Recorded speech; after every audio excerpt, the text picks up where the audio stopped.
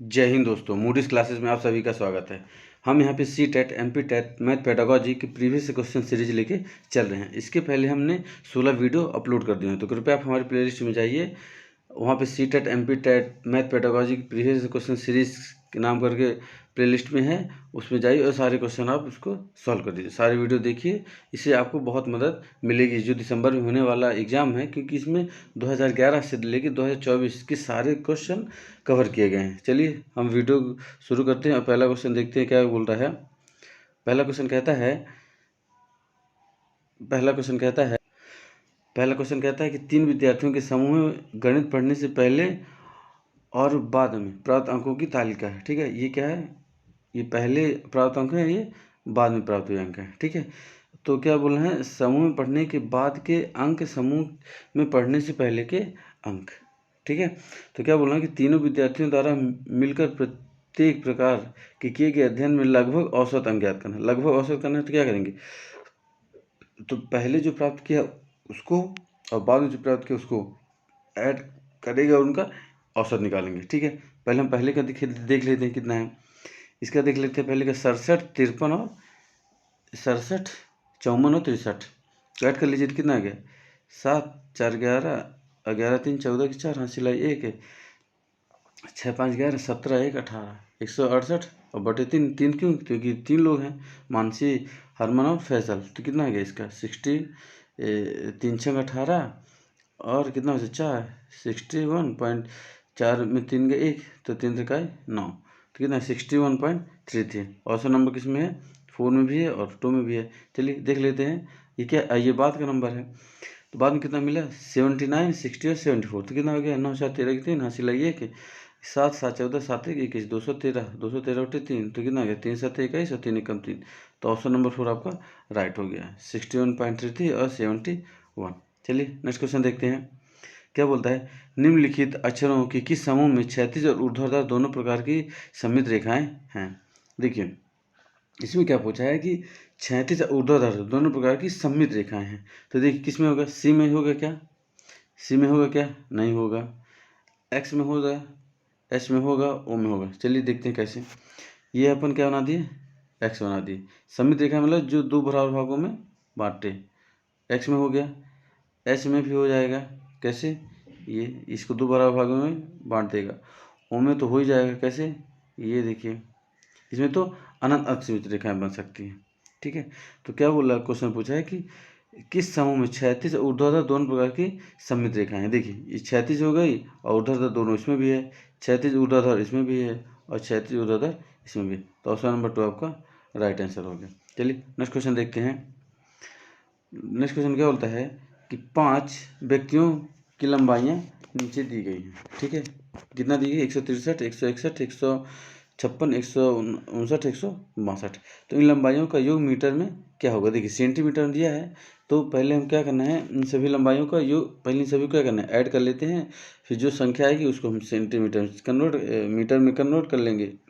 ठीक है, ऐड करिए 163, 161, 163, 161, 156, 159 और 162। ऐड करके कितना आ जाएगा? 3, 3, 4, 4, 4, 6, 10, 10, 9, 19, 19, 2, 21, 21 की 1 हासिल 2, तो कितना गया? 5, 5, 10, 10, 6, 16, 16, 6, 22, 22, 6, 28, 28, 2, 30 की 0 हासिल आई 3, फिर 3, 4, 5, 6, 7, 1, 8। ठीक है, अभी क्या है? ये किस में आ गया अपना? ये सेंटीमीटर में आ गया। इसको किस में बदलना है? मीटर में बदलना है। तो 1 मीटर और कितना होता है? 1 मीटर बराबर होता है 100 सेंटीमीटर। तो 801 मीटर कैसे आएगा? ये क्या आ जाएगा? 8 मीटर और 1 सेंटीमीटर। तो 8 मीटर 1 सेंटीमीटर क्या? Option number 2। नेक्स्ट क्वेश्चन देखते हैं क्या बोल रहा है। नेक्स्ट क्वेश्चन कि 3 मित्र क्रमशः 20 मिनट, 30 मिनट और 45 मिनट के अंतराल पर अपना मोबाइल फ़ोन पर संदेश प्राप्त करते हैं। उन्हें संदेश एक निर्धारित समय पर प्राप्त होना शुरू होता है। वो कितने समय बाद पुनः एक संदेश प्राप्त करेंगे? जब भी ऐसा क्वेश्चन पूछे तो आपको क्या करना है? आपको तीनों का क्या ले लेना है? एलसीएम ले लेना है। चलिए एलसीएम लेके देखते हैं। तो 20 20, 30 और 45 के एलसीएम हम लेते हैं। नेक्स्ट पेज कर लेते हैं। ये आ गया 20, ये हो गया 30 और ये हो गया 45। मैं उम्मीद करता हूँ कि आप लोगों से एलसीएम लेते आता होगा। ठीक है, तो 2 दाहम 10, 2 2 एकम 2, 15 दूना 30 और ये 45 तो जाएगा नहीं, तो क्या ऐसे गया 45 ऐसे ही आ जाएगा नीचे। फिर 2 पंचे 10 और ये कितना 15 और ये 45। फिर किससे जाएगा 3 से जाएगा, तो 5, 3 पचे 15 और 15 तय 45। फिर किससे जाएगा, ये 3 से एक बार और जाएगा 5, 5 और 5। फिर ये कितना एक बार 5 से जाएगा तो कितना जाएगा 1, 1, 1। तो कितना आ गया, इसका एलसीएम कितना आ गया 2 दूनी 4, 4 3 12, 12 3 36 और 36 पंचे 180। तो इसका एलसीएम कितना आ गया 180 आ गया। ठीक है, तो क्या वो क्वेश्चन पूछा है, हम क्वेश्चन में चलते हैं। क्वेश्चन पूछा है कि कितने समय बाद वो पुनः बजेंगे। तो चूंकि क्या दिया था, मिनट में पूछा था हमको, तो कितना 180 मिनट। तो मतलब 180 मिनट बाद क्या वो दोबारा बजेंगे, मतलब दोबारा संदेश प्राप्त करेंगे। तो इस 180 मिनट को क्या ले सकते हैं, इसको क्या ले सकते हैं 3 घंटे ले सकते हैं। क्यों कि 1 घंटे में 60 मिनट होते हैं। तो ऑप्शन नंबर 4 आपका राइट हो गया। नेक्स्ट क्वेश्चन देखते हैं। राकेश और सानिया क्या बोलता है, राकेश और सानिया आपस में चर्चा कर रहे हैं। राकेश कहता है त्रिज्या व्यास की 2 गुनी होती है और सानिया कहती है त्रिज्या व्यास की आधी होती है। निम्नलिखित कथनों में से कौन सा सही है। देखिए, अगर आप हमारी हमारी प्रीवियस प्लेलिस्ट देखे हुए हैं तो आपको ये क्वेश्चन बड़ी आसानी से मिल जाएगा, क्योंकि हमने पहली कक्षाओं में इस चीज़ सारी चीज़ों को बता चुका है। तो चलिए यहाँ भी मैं आपको एक बार और बताता हूँ। बोला राकेश और सानिया आपस चर्चा करें कि राकेश कहता है त्रिज्या व्यास की आधी होती है। ठीक है, देखते हैं ये क्या, त्रिज्या को हम क्या लिख सकते हैं आर लिख सकते हैं और व्यास को क्या लिख दें डी लिख दिए। ठीक है, फिर मान लिए हम, ठीक है, त्रिज्या आर मान लिए और व्यास को डी मान लिए। तो क्या होता है, राकेश बोलता है त्रिज्या व्यास की 2 गुनी होती है और सानी कहती है त्रिज्या व्यास की आधी होती है। तो पहला ऑप्शन क्या बोलता है, कौन सा सही है। पहला बोलता है राकेश सही और सानी गलत। राकेश क्या बोलता है, देखिए क्या होता है, व्यास बटे 2, तो व्यास बटे 2 क्या हो गया, ये हो गया जो व्यास होता है ये हो गया अपना, ये क्या हो गया ए हो गया और ये बी हो गया और ये 0 हो गया।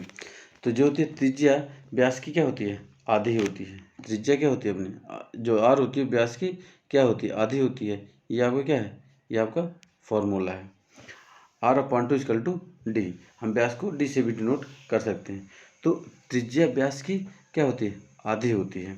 ये कौन कह रहा है, ये कौन कह रहा है, सानिया कह रही है। सानिया मतलब इसका मतलब क्या होगी, सानिया सही है। तो ऑप्शन नंबर 2 आपका राइट हो गया। ठीक है, त्रिज्या क्या होती है व्यास की आधी होती है। ठीक है, चलिए नेक्स्ट क्वेश्चन देखते हैं।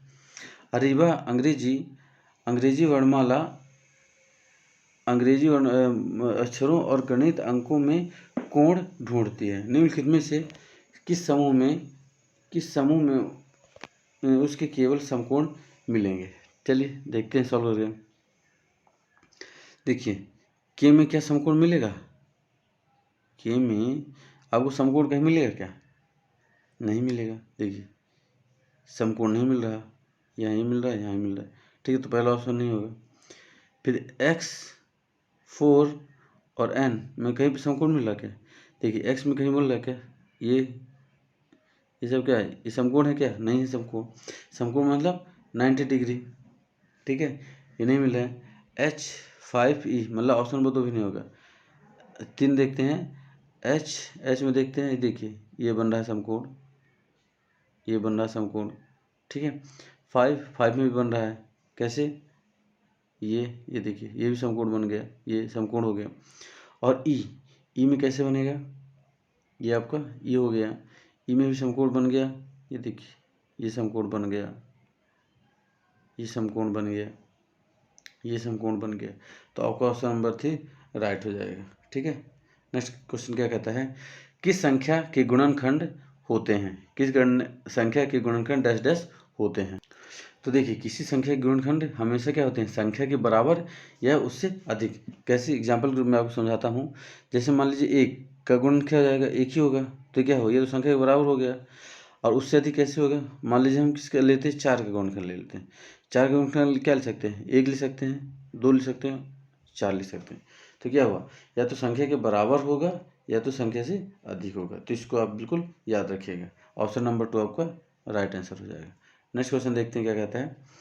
पैटर्न को देखिए तथा डैश डैश पर संख्या लिखिए। चलिए, इस तरह क्वेश्चन कितनी बार रिपीट हुआ है, मैं आपको वही बोल रहा हूँ कि आप प्रीवियस ईयर का सीरीज जरूर देखें। देखिए यहाँ पे क्या बोल रहा है कि 1 + 3 = कितना है? 4। पैटर्न भी देखिएगा और योग भी देखिएगा। फिर क्या, पहले 1 3 लिया, फिर 1 3 5 लिया, फिर 1 3 5 7 लिया, 1 5 7 9 लिया, ठीक है। फिर क्या लिया, 1 3 5 7 9 11 30 50 70। अब इसका क्या क्या योग होगा, चलिए देखते हैं। देखिए पहले क्या लिखा है, 1 + 3 = 4, तो 1 + 3 + 5 = 9, ठीक है। 1 + 3 + 5 + 7 ये कितना हो गया? 16, ठीक है। कैसे? ठीक, 16 हो गया। तो आप ये देखते होंगे ये जो 4 है किसका स्क्वायर है? 2 का, ठीक है। ये 3 का स्क्वायर है, ये 4 का स्क्वायर है। अब देखिए पैटर्न समझिएगा, ये 5 का स्क्वायर है, ठीक है। कैसे? देखिए यहाँ पे इसका योग कितना आया? 25 आया, तो 5 का स्क्वायर हो गया। तो अभी सभी को आप क्या करिएगा? ऐड करिएगा। किसको? इसको ऐड करिए, तो जो संख्या मिलेगी वही आपका आंसर होगी। तो देखिए ऐड करिए, कितना कितना होगा? 17 17 15 17 15 13 कितना हो गया? 17 13 हो गया 30, और 30 10 40 5 45 45 11 कितना हो गया? 45 10 55 56 56 9 64 56, हाँ 9 6 15 65 65 7 65 5 70 70 7 77 77 3 77 87 87 77 77 3 80 80 81 81 हो गया। तो 81 क्या हो जाएगा? किसका पैटर्न है? 9 का, 9 9 में 81, तो आपका ऑप्शन नंबर क्या हो गया? 3 आपका राइट हो गया। चलिए नेक्स्ट क्वेश्चन देखते हैं।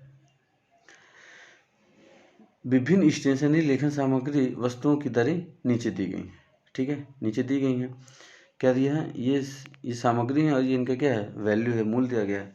तो इसमें क्या बोलता है? हरप्रीत ने 1 पैकेट पेंसिल खरीदा। 1 पैकेट पेंसिल का क्यों कितना है? 22 रुपये, बिल्कुल सही। चलिए 22 रुपये ले लिया। फिर 2 पैकेट कलम खरीदा। कलम कितने का है? 37 रुपये का। तो इसमें चूँकि 2 पैकेट लिया है तो कितना हो जाएगा? इधर 22 था, ये कितना हो गया?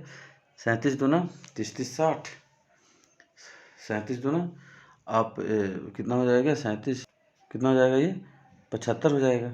फिर क्या बोलता है? 3 रबड़ लिए, तो एक रबड़ की कीमत कितनी है? 3.50 रुपये। तो 3 रबड़ की कीमत कितनी हो जाएगी? 10 रुपये 50 पैसे हो जाएगी। क्वेश्चन को समझते चलिए, जैसे जैसे बोला वैसे हम कर रहे हैं। फिर क्या बोल रहा है? 3 रबड़ के बाद एक शार्पनर की कीमत कितनी है? 4.5, तो इसको हम क्या लिख देते हैं? 4.50 ही लिखते हैं, ठीक है। फिर क्या बोल रहा है? पेस्टल शीट के 2 पैकेट, पेस्टल शीट के 2 पैकेट, मतलब 48 रुपये का एक पैकेट है। 2 पैकेट कितने का आ जाएगा? 2 पैकेट आएगा 96 का, 48 दूना 96। और एक रेखनी मतलब रोलर जो होता है उसको खरीदा है, तो ये कितने का है? 10 का है, ये 10 का है। तो क्या बोला? उसने कितनी राशि अदा करनी पड़ेगी? बस कुछ नहीं, सभी को ऐड कर लीजिए। तो किसी को ऐड करना है? 22 75 10 10 50 10.50 4550 96 और 10। आप इन वीडियो पॉज करके आप सभी को ऐड करिए, तो आपको ऑप्शन मिल जाएगा 218। सभी का ऐड किया जाएगा 218। इसमें सीधे सिंपल कुछ नहीं था, बस क्वेश्चन को जैसे जैसे पढ़ते जाइए, सॉल्व करते जाइए, आपका आंसर आपको ऑलरेडी मिल जाएगा। चलिए नेक्स्ट क्वेश्चन क्या कह रहा है कि 10011 को 101 से भाग देने पर शेष क्या होगा? सीधा सिंपल इसमें आप क्या दीजिए? भाग दे दीजिए 101 का, किसमें? 101 ठीक है। तो भाग दीजिए, तो पहले क्या आ जाएगा? 101 क्या है? आज चूँकि 100 है तो एक बार जाएगा नहीं, तो कितने? तो एक और संख्या लेंगे, तो 9 बार में जाएगा, तो कितने हो जाएगा? 9 0 9 0 9 900 9। ठीक है, तो ठीक है, तो यहाँ पे क्या करिए, कितना आ गया 92, और ये नीचे उतर आया, तो फिर कितनी बार भाग जाएगा, फिर 9 बार भाग जाएगा, तो कितना आ जाएगा 909। तो आंसर तो आपका कितना बचा, 12 शेष बचा। ऑप्शन नंबर आपका 3 राइट हो गया। चलिए नेक्स्ट क्वेश्चन देखते हैं कि 78, 63, 64 में दोनों छः के स्थानीय मानों का गुणनफल ज्ञात कीजिए। देखिए छः के स्थानीय मान क्रम से कौन कौन से है, ये वाला है और ये वाला। तो पहले एक के बाद कितना जीरो है, 1 2 3, ठीक है, और दूसरे का कितना है, दूसरे का कितना है, 6 के बाद 1 जीरो है। आगे क्या क्या ज्ञात करना, इनका गुणनफल ज्ञात करना, सॉल्व हो जाएगा। आप कितना आ गया 36, आज कितना जीरो है 4, 1 2 3 4, आपका ऑप्शन नंबर 3 राइट हो गया। नेक्स्ट क्वेश्चन क्या कहता है, निम्नलिखित में से कौन सा रचनात्मक आकलन के लिए प्रयोग नहीं होता है। ठीक है, रचनात्मक आकलन के लिए प्रयोग नहीं होता है, तो इसमें क्या हो जाएगा, छात्रों का पोर्टफोलियो, उपाक्रम अभिलेखन, संतांत परीक्षण और क्षेत्र भ्रमण। तो देखिए जो संतांत परीक्षण जो है रचनात्मक आकलन के प्रयोग में नहीं आता है। देखिए रचनात्मक आकलन के प्रयोग में जैसे क्या क्या उपकरण आते हैं, जैसे पोर्टफोलियो आता है, जैसे अवलोकन आता है, वो उपाख्यानात्मक आता है, परियोजना आता है, क्षेत्र भ्रमण आता है, कार्य आता है। तो ये क्या होता है, क्षेत्र की यात्राएं आती हैं, ये सब क्या है रचनात्मक आकलन के का प्रयोग में आते हैं, लेकिन ये संतांत परीक्षण उसमें नहीं आता है। ठीक है, तो ऑप्शन नंबर 3 आपका राइट हो जाएगा। नेक्स्ट क्वेश्चन क्या कहता है कि एक गणित की अध्यापिका ने अपनी कक्षा के समक्ष निम्न प्रश्न रखा, 4 अंकों 7 8 4 6। ठीक है, क्वेश्चन को आप पढ़ने में ही आपको पूरा अच्छे से पढ़ेंगे तो समझ में आ जाएगा। क्वेश्चन बड़ा है जरूर है, लेकिन उसमें दम नहीं है, बस आपको पढ़ के समझना है। क्वेश्चन क्या बोल रहा है, 4 अंकों 7 8 4 6 को लीजिए, इस तरह से 4 अंकों वाली सबसे छोटी और सबसे बड़ी संख्या बना के कोई भी अंक उनमें दोबारा ना है। ठीक है, कोई भी संख्या बनाइए आप और इसमें दोबारा वो रिपीट ना हो। ठीक है, तो ना है मतलब अर्थात किसी भी अंक की पुनरावृत्ति ना हो, जैसे 7 कोई बार यूज हो गया तो दोबारा 7 यूज ना हो। तो छात्रों मान लीजिए इससे सबसे बड़ी संख्या बना सकते हैं आप 8 7 4 और 6, और सबसे छोटी क्या बना सकते हैं 4 6 7 8। तो मतलब इस तरह बनाना है कि कोई भी संख्या रिपीट ना हो। तो क्या बोला है कि छात्रों के विविध जवाबों के बाद वे छात्रों से पूछती है, मतलब शिक्षिका जो है, छात्रों ने अलग अलग जवाब दिया और फिर शिक्षिका जो है, जो उनकी मास्टर, वो क्या बोलती है कि आपने जो 2 संख्याएं बनाई हैं उनमें अंकों के क्रम के बारे में सोचिए। क्या आप बता सकते हैं कि सबसे बड़ी संख्या और सबसे छोटी संख्या कैसे बनी। अपनी क्रियाविधि को लिखिए। अब उसको क्या बोल रही है, क्रियाविधि को लिखने के लिए बोल रही है। फिर क्या बोला है कि निम्नलिखित कथनों में से कौन सा कथन उपयुक्त संदर्भ में अति उपयुक्त है। ठीक है, अति उपयुक्त देखते हैं कौन सा है। पहले से क्या बोल रहा है, छात्र बोलता है, मतलब क्या है कि छात्रों को अपने ही उत्तरों को खुद आंकने के लिए कहेगा, शिक्षिका छात्रों के आकलन में लगने वाले समय को बचा रही है। दूसरा क्या पूछ रहा है, शिक्षिका छात्रों को कक्षा के अनुशासन बनाए रखने के लिए व्यस्त रखती है। दूसरा तो बिल्कुल गलत है, यहाँ तो अनुशासन से कोई मतलब ही नहीं है। तीसरा क्या बोल रहा है, शिक्षिका छात्रों द्वारा किए गए उत्तरों को सम्मिलित उनकी चिंतन प्रक्रिया को समझाना चाहते हैं। बिल्कुल सही। देखिए मतलब जो शिक्षिका है, जो उसके अध्यापिका है, वो क्या समझ चाहती है कि बच्चों का चिंतन कैसा है इसके प्रति, मतलब वो क्या सोचते हैं। मतलब हम और कोई दूसरी संख्या दें तो क्या वो और बड़ी से बड़ी संख्या को वो बना सकते हैं। तो क्या समझना चाहती है, उसकी चिंतन प्रक्रिया को समझना चाहती है कि बच्चा क्या समझना चाहता है। ठीक है, तो ऑप्शन नंबर 1 भी नहीं होगा। क्यों, क्योंकि छात्रों को उत्तर में खुद आंकने के लिए कहेगा, शिक्षिका आंकने में लगने वाले समय बचाना चाहती है। इसमें समय का यूज ही नहीं है। क्यों, क्योंकि जब तक आप चिंतन तार्किक शक्ति आपकी नहीं बढ़ेगी तो समय तो कितना भी रहे फिर भी आप सवाल को हल नहीं कर पाएंगे। तो यहाँ पे शिक्षिका का उद्देश्य क्या है कि शिक्षिका छात्रों द्वारा किए गए उत्तरों को में सम्मिलित उनकी चिंतन प्रक्रिया को समझना चाहती है। ठीक है, चलिए नेक्स्ट क्वेश्चन देखते हैं। नेक्स्ट क्वेश्चन कहता है कि एक गणित के अध्यापक अपने छात्रों के समक्ष निम्नलिखित इबारती सवाल रखते हैं। क्या सवाल रखते हैं कि समाचार पत्र की एक प्रति में 12 पन्ने हैं, हर रोज 10,500 प्रतियां छपती हैं, कुल कितने पन्ने रोज छपते हैं। तो एक छात्र जवाब देता है कि 12 की इकाई दाई सैकड़ा हजार 10 लाख 1,25,000 से 1,30,000 के बीच होगा। मतलब क्या हो, एक लगभग अनुमान देता है। तो निम्नलिखित में से कौन सा कहता है उपयुक्त संदर्भ में सही है। ठीक है, पहला ऑप्शन क्या कहता है, शिक्षक को छात्र को गलत उत्तर देने के लिए हतोत्साहित करना चाहिए? बिल्कुल गलत नहीं, शिक्षक को ऐसा नहीं करना चाहिए। ठीक है। दूसरा क्या बोलता है, अनुमान रोजमर्रा के गणित में इस्तेमाल होता है, अतः शिक्षक को छात्र के अनुमानित उत्तर के लगभग सटीक होने की प्रशंसा करनी चाहिए।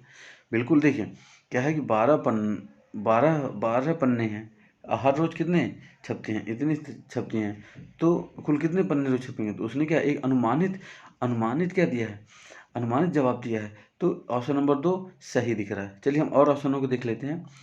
तीसरा क्या होता है, शिक्षकों को छात्र के जवाब को नजरअंदाज करना चाहिए। यही से ये गलत हो गया। नजरअंदाज क्यों करेगा भाई, जब अंदाज ही कर देगा तो उसके जवाब देने का मतलब क्या निकला। तो ऑप्शन नंबर 3 गलत हो गया। ऑप्शन नंबर चौथा क्या होता है, गणित में एकदम सही उत्तर चुनिए। देखिए हमें कभी भी गणित में एकदम सही उत्तर चुनने के लिए किसी भी एग्जाम में ये तो आपको लिखेगा कि पढ़ के आप एक फिक्स आंसर दीजिए या तो लगभग में आंसर दीजिए। जब भी कोई दशमलव में आंसर आता है तो एग्जामिनर लिख देता है कि लगभग में आप आंसर दीजिए, तो आप पॉइंट में लगभग में आंसर दे सकते हैं। तो ये भी आपका ऑप्शन नंबर 4 ये आपका क्या हो गया, रॉन्ग हो रहा है। तो इसी प्रकार क्या होगा, ऑप्शन नंबर 2 आपका राइट हो जाएगा। ठीक है। चलिए नेक्स्ट क्वेश्चन देखते हैं क्या कहता है। एक 5वीं कक्षा की छात्र द्विमीय आकृतियों का उनके गुणों के आधार पर श्रेणियों में वर्गीकरण कर पाती है। जो ज्यामितीय विकास की वैन हेली सिद्धांत के अनुमान पर छात्र ज्यामितीय विवेचन के स्तर पर है। देखिए वैन हेले आ गया फिर से। वैन हेले एक ऐसा क्वेश्चन है जो आपका पीछा नहीं छोड़ेगा। मैं ये देख रहा हूँ कि 2011 से 2024 के बीच में जितने भी क्वेश्चन आए हैं पूरे वैन हेले के रिलेटेड ही हर 1-2 क्वेश्चन मिले हुए हैं। इसलिए वैन हेले का ज्यामितीय चिंतन आपको पढ़ना बहुत जरूरी है। इसीलिए आप हमारी प्रीवियस वीडियो को देखिए तो आपको उसमें ज़्यादा नॉलेज मिलेगा और वैन हेले के सिद्धांत के बारे में आपको ज़्यादा जानकारी होगी। चलिए यहाँ पे मैं फिर भी रिपीट करता हूँ। देखिए वैन हेले के सिद्धांत के अनुसार क्या होता है कि ज्यामिति की सोचने या समझने के कई स्तर होते हैं। कई स्तर मतलब कितने, 5 स्तर होते हैं। ठीक है। 5 स्तर में क्या होता है, स्तर 0 हो गया, 1 हो गया, 2 हो गया, 3 हो गया और 4 हो गया। ठीक है। देखिए जो अपना 0 है वो क्या है, मानसिक रूप से क्या करता है, आपको मानसिक रूप से समझने की चेष्टा करता है या समझने के लिए प्रेरित करता है। ठीक है। दूसरा स्तर क्या बोलता है, स्तर 1 क्या बोलता है कि इसमें विश्लेषण होता है, मतलब किसी चीज़ के बारे में क्या होता है, विश्लेषण होता है उसके बारे में। ठीक है। स्तर 2 क्या बोलता है, उसमें बोलता है अनौपचारिक निगमन होता है। क्या बोलता है, अनौपचारिक निगमन। तीसरा स्तर क्या बोलता है, मतलब स्तर 4 जो है वो बोलता है औपचारिक निगमन। देखिए यहाँ पे ध्यान रखिएगा, जो दूसरा है वो क्या बोलता है, अनौपचारिक, और तीसरा क्या बोलता है, औपचारिक निगमन, और ये लास्ट का क्या बोलता है, दृढ़ता। चलिए मैं आपको यहाँ पे लिख के बता देता हूँ। देखिए अपना जो स्तर हो गया, स्तर 0 क्या बोलता है, वो मानसिक। वैन हेले की ये क्या है, ज्यामिति स्तर 5 है। स्तर 1 क्या बोलता है, विश्लेषण। देखिएगा राइटिंग गंदी है लेकिन मैं जो बोल रहा हूँ आप वो लिखिएगा। 2 क्या बोल रहा है, अनौपचारिक।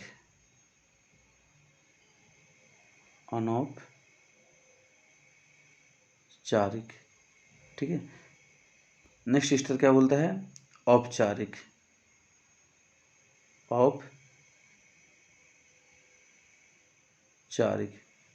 ठीक है। औपचारिक निगमन और अनौपचारिक निगमन। और अंतिम स्तर क्या बोलता है वैन हेले का, दृढ़ता। क्या बोलता है, दृढ़ता। देखिए जो अपना मानसिक स्तर होगा इसमें क्या है, इस स्तर में छात्रों के चित्रण के अनुसार सीखते हैं। छात्र जो है चित्रण के अनुसार सीखते हैं। वे कोई वस्तु देखते हैं तथा उसमें दिमाग में सोचकर उनकी आकृति का निर्णय करते हैं। तो क्या हो गया, वो मानसिक रूप से सोच के उसका आकृति क्या किया, उसका निर्णय ले रहे हैं। ठीक है। फिर दूसरा स्तर क्या बोलता है कि इस स्तर में छात्र आकृतियों के गुणों के आधार पर वस्तु निर्माण, तुलना तथा वर्गीकरण करते हैं। तो क्या हुआ, ये विश्लेषण हुआ, क्योंकि आकृतियों क्या हुआ, जब भी आप आकृतियों के गुणों के आधार पर वस्तुओं का क्या करेंगे, विश्लेषण करेंगे, उसकी तुलना करेंगे, तो क्या हो जाएगा, वो विश्लेषीकरण हो जाएगा। तो स्तर नंबर 2 क्या, स्तर 3 क्या कहता है कि अनौपचारिक निगमन क्या होता है कि इस स्तर में छात्र गुणों और आकृतियों के बीच संबंध को समझते हैं। ठीक है। देखिए दूसरे में क्या करते हैं, आकृतियों का विश्लेषण करते हैं, लेकिन तीसरे स्तर में क्या समझते हैं कि आकृतियों के बीच संबंध बताते हैं। जैसे कि क्या, वर्ग और समचतुर्भुज, आयत, त्रिभुज में क्या अंतर है। ठीक है, आकृतियों के क्या होते थे, संबंध बताते हैं, उनको अंतर को समझते हैं और फिर सार्थक परिभाषाएं बनाते हैं। ठीक है, ये क्या है, ये हो गया अपना स्तर नंबर 3। स्तर 4 क्या कहता है कि औपचारिक निगमन। इसमें क्या होता है कि इस स्तर में छात्र समझते हैं कि गणितीय प्रणाली कैसे स्थापित की जाती है। ठीक है, और स्तर 5वां जो चौथा है क्या कहता है, दृढ़ता। इसमें क्या होता है कि इसमें कि सॉरी हाँ, एक स्तर बचा है कि औपचारिक। ठीक है, औपचारिक और अनौपचारिक। औपचारिक में क्या होता है कि गुणों और आकृतियों के बीच निगमन प्रणाली में क्या होता है कि ज्यामिति प्रमाण दे सकते हैं छात्र। क्या होता है, निगमात्मक ज्यामिति में प्रमाण दे सकते हैं छात्र, परिभाषाओं, प्रमेयों और प्रमाण की भूमिका को समझते हैं। तो क्या हो जाए आपका औपचारिक हो गया। ठीक है, तो इस तरह क्या हो गया, वैन हेले के अलग अलग स्तर हो गए। तो हम क्वेश्चन में चलते हैं। क्वेश्चन में क्या बोल रहा है कि 5वीं कक्षा की छात्र द्विमीय आकृति अथवा उनके गुणों के आधार पर श्रेणियों का वर्गीकरण करती है। तो वर्गीकरण तो ज्यामितीय विकास की वैन हेले सिद्धांत के अनुसार छात्र ज्यामितीय विवेचन के किस स्तर पर है। तो हमने अब बताया कि वो क्या करिए, विश्लेषण करिए, गुणों के आधार पर श्रेणियों का वर्गीकरण करिए। तो क्या हो गया, विश्लेषण हो गया। ऑप्शन नंबर आपका एक राइट हो गया। चलिए नेक्स्ट क्वेश्चन देखते हैं क्या कहता है। राष्ट्रीय पाठ्यचर्या 2005 पर बल देता है कि स्कूल गणित गतिविधि आधारित होता है। जो स्कूल है गणित गतिविधि आधारित होता है। ऐसा क्यों? क्योंकि पहला ऑप्शन क्या बोलता है, यह विद्यार्थियों को आजीविका कमाने के कौशल में विकास में सहायता करता है। दूसरा है, यह विद्यार्थियों के गणित में अर्थपूर्ण समस्याओं को हल करने सुलझाने के लिए प्रोत्साहित करता है। तीसरा बोला है, गणित के अमूर्त संकल्पनाओं को समझने के लिए यह मूर्त अनुभव उपलब्ध कराता है। चौथा बोलता है, यह प्राथमिक कक्षाओं के बच्चों को मनोरंजन का समय उपलब्ध कराता है। ऑप्शन नंबर 4 गलत हो गया, क्योंकि कोई मनोरंजन का विषय नहीं है। मनोरंजन तो हम गणित को समझने के लिए करवाते हैं। ठीक है, तो पहला ऑप्शन क्या बोलता है, यह विद्यार्थियों की आजीविका कमाने की कौशल। सिर्फ आजीविका का मतलब नहीं है हम सिर्फ गणित पढ़ के सिर्फ आजीविका नहीं चला सकते हैं। ठीक है, तो राष्ट्रीय जो पाठ चल रहा है इसमें 2005 में क्या बल देता है कि स्कूल गणितीय गतिविधियों पर आधारित है। क्यों? क्योंकि विद्यार्थियों के गणित के अर्थपूर्ण समस्याओं को हल करने सुलझाने के लिए प्रोत्साहित करना तथा गणित में अमूर्त संकल्पनाओं को समझने के लिए यह मूर्त अनुभव उपलब्ध कराता है। तो आपको ऑप्शन नंबर 2 और ऑप्शन नंबर 3 किस में है, आपको ऑप्शन नंबर 1 में है। आपको ऑप्शन नंबर 1 राइट हो गया। ठीक है, नेक्स्ट क्वेश्चन देखते हैं। गणितीय दुश्चिंता में ग्रस्त छात्रों के लिए निम्नलिखित में से कौन सा आकलन के साधन उपलब्ध साधन उपयुक्त है। ठीक है, देखिए कौन कौन से साधन उपयुक्त है। पहले क्या है, गणितीय दुश्चिंता में ग्रस्त जो गणित की चिंता में छात्र क्या हैं, जो ग्रस्त हैं, उनके लिए कौन कौन से आकलन साधन उपयुक्त हैं। ठीक है, पहले क्या बोलता है, मानसिक संदर्भित आकलन। दूसरा क्या बोलता है, योगात्मक अधिगम परियोजना। तीसरा योगात्मक आकलन और चौथा रचनात्मक आकलन। तो इसमें से सहयोगात्मक और रचनात्मक आकलन क्या है, सबसे उपयुक्त है। ऑप्शन नंबर 2 आपका राइट हो जाएगा। क्योंकि देखिए सहयोगात्मक अधिगमन तथा रचनात्मक अधिगमन में क्या होता है, गणित दुश्चिंता से ग्रस्त छात्रों के आकलन के लिए उपयुक्त साधन है। ठीक है, सहयोग बढ़ेगा और रचना होगी तो उससे क्या होगा, उनका क्या होगा, वो उनके लिए सबसे उपयुक्त होगा। नेक्स्ट क्वेश्चन क्या कहता है, गणित की कक्षा में एक छात्र योग पर समस्याओं को हल करने के लिए निम्नलिखित से उंगलियों पर गिनता है। ठीक है, उंगलियों पर गिनता है 3 + 9 = इतना इतना और 9 + 3 = इतना इतना। ठीक है, तो क्या बोलता है कि विद्यार्थियों द्वारा उपयोग की गई उपरोक्त प्रक्रिया के लिए निम्न कथनों में से कौन सा अति उपयुक्त है। ठीक है, पहले क्या बोलता है, इस प्रक्रिया की उपेक्षा की जानी चाहिए क्योंकि यह कलन विधि से आधारित नहीं है। गलत, हम किसी भी विधि का उपेक्षा नहीं कर सकते अगर हम इससे सही परिणाम प्राप्त हो रहा है तो। ठीक है, दूसरा क्या बोलता है, छात्र योग पर आधारित समस्या समाधान में योग के क्रम विनिमय नियम का इस्तेमाल नहीं कर पा रहा है। बिल्कुल, ये बिल्कुल उपयुक्त है। क्रम विनिमय का क्या है कि देखिए क्या है कि प्रश्न में जो समस्या के हल के तरीका स्पष्ट है कि छात्र योग पर आधारित समस्या समाधान की योग की क्रम बिंदु नियम का इस्तेमाल नहीं कर पा रहा है। बिल्कुल क्रम बिंदु नियम का इस्तेमाल नहीं कर पा रहा है। ये ऑप्शन नंबर 2 आपका सही हो गया। फिर हम ऑप्शन नंबर तीसरा देखते हैं कि छात्र को उंगलियों पर गिनने से हतोत्साहित किया जाए, गलत।